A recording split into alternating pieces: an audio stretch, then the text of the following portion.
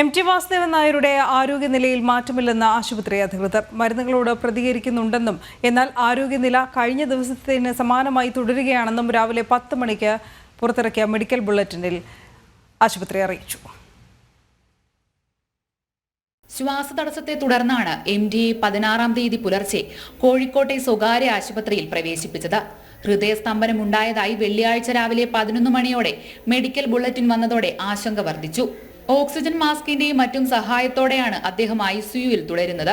അതിനിടയിൽ കഴിഞ്ഞ ദിവസം എം.ഡി മരുന്നുകളോട് പ്രതികരിക്കാൻ തുടങ്ങിയതായി ആശുപത്രി അധികൃതർ വ്യക്തമാക്കിയത് ആശ്വാസം നൽകുന്നു.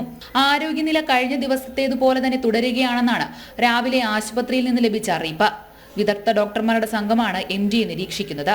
അതേസമയം കഴിഞ്ഞ ദിവസങ്ങളിൽ ഗോവ ഗവർണർ PS ശ്രീധരൻപിള്ള, മന്ത്രിമാരായ മുഹമ്മദ് റിയാസ്, AK ശശീന്ദ്രൻ, കടന്നപ്പള്ളി രാമചന്ദ്രൻ, J ചിഞ്ചുറാണി, സാഹിത്യ സാംസ്കാരിക രംഗത്തെ പ്രമുഖർ എന്നിവർ എം.ഡിയെ സന്ദർശിച്ചു. ഒരു മാസം മുൻപ് ശ്വാസതടസ്സവും ന്യൂമോണിയയും മൂലവും എം.ഡിയെ ആശുപത്രിയിൽ പ്രവേശിപ്പിച്ചിരുന്നു. ദിവസങ്ങൾ നീണ്ട ചികിത്സയെ തുടർന്നാണ് അന്ന് ആശുപത്രി വിട്ടത്. ജനം, കോഴിക്കോട്.